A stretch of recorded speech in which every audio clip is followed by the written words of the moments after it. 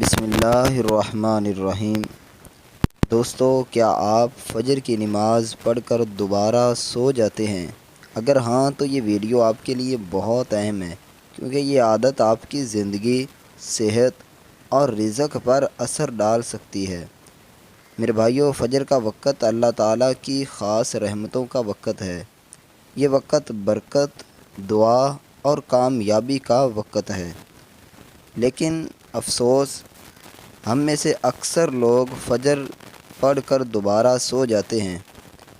میرے بھائیو دوستو، فجر کے بعد کا وقت وہ وقت ہے جب دن کی شروعات ہوتی ہے، رزق تقسیم ہوتا ہے، دعائیں قبول ہوتی ہیں۔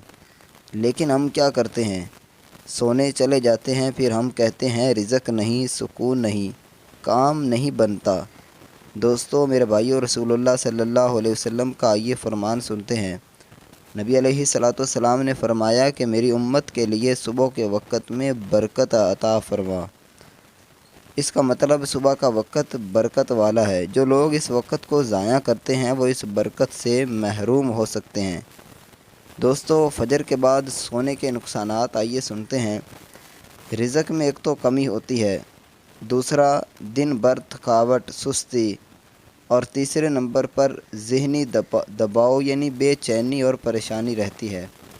آئیے اب میں ایک مختصر سا اس کا آپ بھائیوں کو، دوستوں کو حل بتاتا ہوں کہ اگر آپ چاہتے ہیں کہ زندگی بہتر ہو، رزق میں برکت ہو، تو فجر کے بعد نہ سوئیں، بلکہ 10 سے 15 منٹ ذکر کریں، قرآن پاک پڑھیں اور دن کی پلاننگ کریں کہ آج میں نے دن میں کیا کرنا ہے۔ اچھا سوچیں تو انشاءاللہ اللہ کے فضل سے آپ کا دن بھی اچھا گزرے گا۔ میرے بھائیو، چھوٹی عادتیں زندگی بدل دیتی ہیں۔